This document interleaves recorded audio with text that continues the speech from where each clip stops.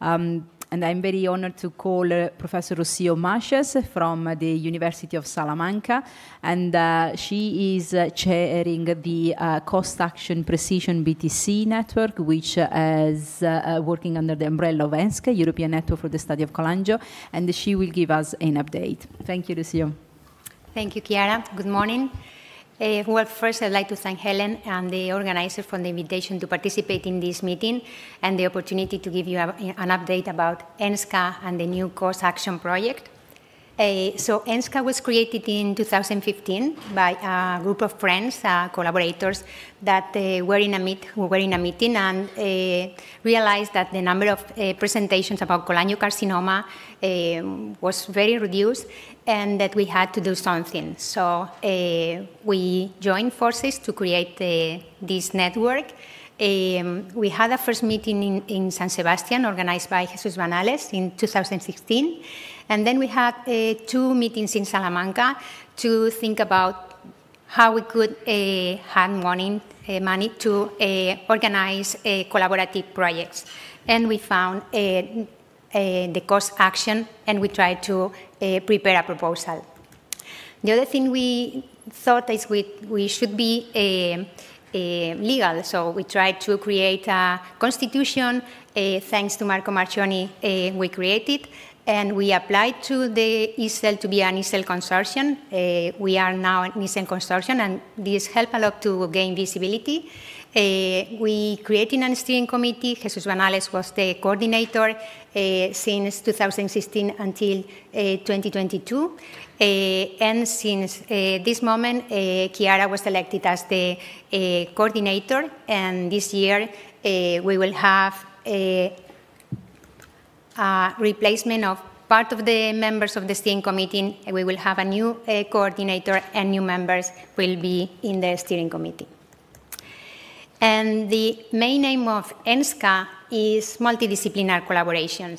We started with 30 groups in Europe, and we are now more than 120, and we are international. We have participants from all over the world, and we have more than 40 countries, and is growing thanks to the cost action that I will comment later. And the idea is to see what we can do together to advance faster in the study of cholangiocarcinoma. So, as I said, our aim is collaboration and also awareness. So we have contact with all the possible stakeholders. We want collaboration between healthcare professionals and basic researchers, and also with patient caregivers and patient associations. Also companies, we have collaborations with companies. I will show you a little more. And we also know that it's important to reach the society, and we want to think big, and maybe in the future we can also contact the European Union to change some things related to this type of cancer. So from the beginning, we started to look for collaborators. AMMF was there very soon, also the Cholangiocarcinoma Foundation, and more recently, we also collaborate with the Italian Association of Patients and with the recently created ATUVIVIN in Spain. And also, we look for other international associations that were interested somehow in cholangiocarcinoma, like ICRN or the International PSC Study Group and others. And also, we have reached different scientific societies, not only ESL, but UEG, ILCA, and more recently also ESMO-GI. And we are collaborating with them also in preparing the programs, or have at least one session organized together with them.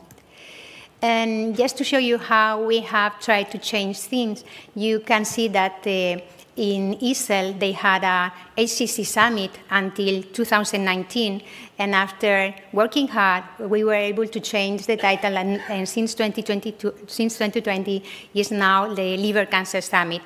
And we have been collaborating with them as co-organizers. In this case, it was Jesus Vanales and Lorenza Rimasa, but in the next year, we had other members in the steering committee participating in ENS-CCA in the organization of these meetings.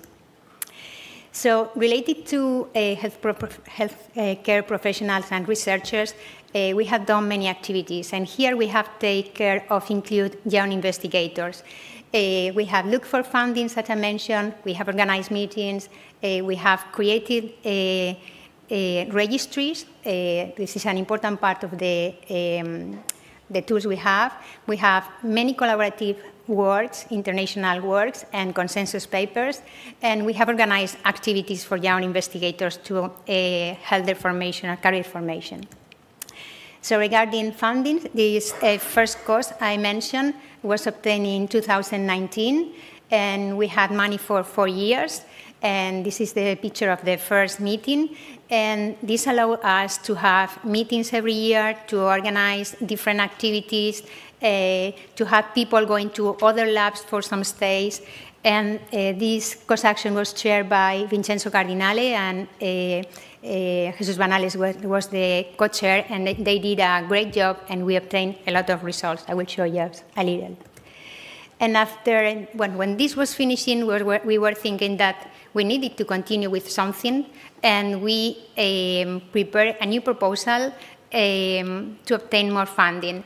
And we were lucky because the previous one finished in September, and in October we started a new course action that is called Precision BTC Network. I am the chair, and as Chiara mentioned, she's the vice chair, and we have funds for another 4 years, around 500,000, but maybe a little more, because just this first year we had a top up with 30,000 more. And you can see here how the family is growing. These are the pictures in the meeting in San Sebastian in 2016, in Rome 2 years later, and in Edinburgh. After the COVID, we couldn't do it in 2020. And even in Edinburgh, not everybody could join because it was at the end of the COVID, and some clinics, some clinicians were still having some problems to travel due to professional duties. So here I present you the next meeting we have very soon in July in Krakow, in Poland, 1st, 2nd July, and you are invited. The registration and the call for us is open until the 15th of May. You can go to this webpage, precisionbtc.eu, and you can find all the information if you are interested. And I will show you information a little about how many people participate already, and later if you want to join, we'll be happy to have you. At this moment we have participants from 33 countries from countries in Europe, and we also have members from Canada, the US, Brazil, Mexico, Japan, Thailand, Egypt, Azerbaijan, and we are almost 300 participants. And as I mentioned, the registries are an important part of the tool that we use to have or foster collaborations. For instance, we have a clinical registry led by Jesus Banales with more than 6,000 cases, very well annotated. In parallel, we have a cholangiocarcinoma histological registry coordinated by Guido Carpino with more than 160 cases, also characterized histomorphologically, but with all the associated information in the clinical registry.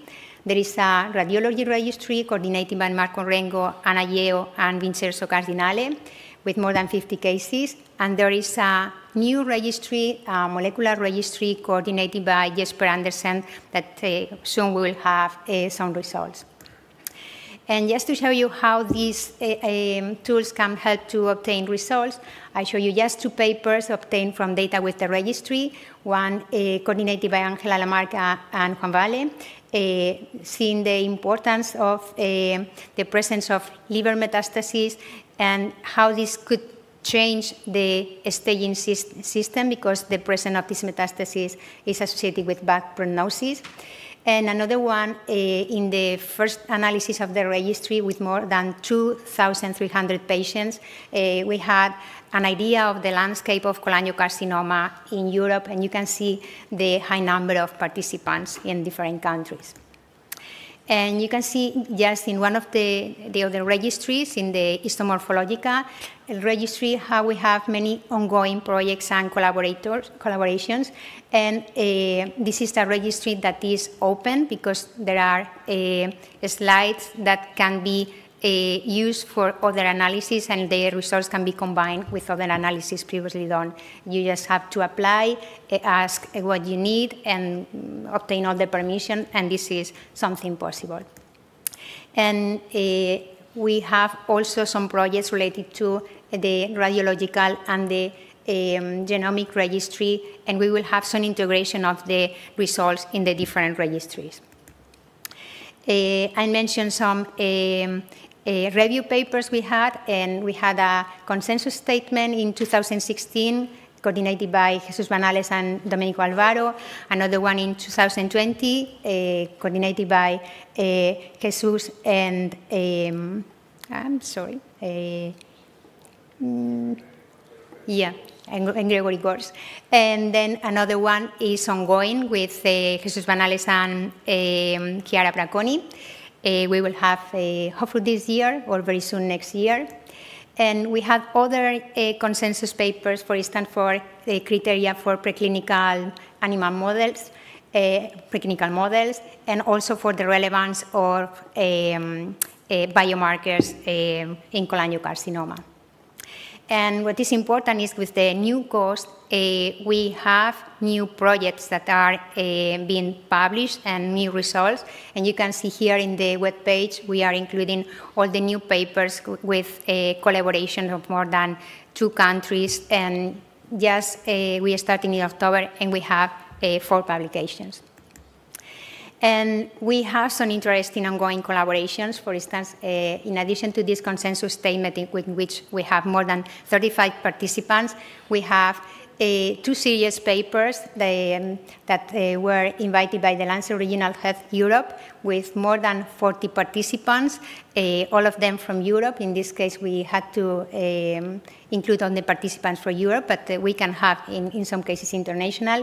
One related to the landscape of epidemiology of BTC in Europe, and the other related to the differences in systemic treatment in advanced BTC in Europe, not just differences in the treatment, but also the access to these treatments. And just to show you another one, there is one led by Gonzalo Sapisochin, Keino Grain, and Angela Lamarca, defining resectability in cholangiocarcinoma with more than 20 participants. And as I mentioned, the formation of young investigators is very important, and we created a mentorship program the second year in collaboration, since the second year in collaboration with the ICRN. And in these 3 calls, we were able to put in contact 26 mentors and mentees, and several deliverables and projects were obtained from these collaborations that were useful, I think, for both mentors and mentees, and there are new collaborations thanks to these contacts. And in the last 2 years, this was international, not just European. And we also organized mentorship lectures to give the junior investigator, but not only them. These were to give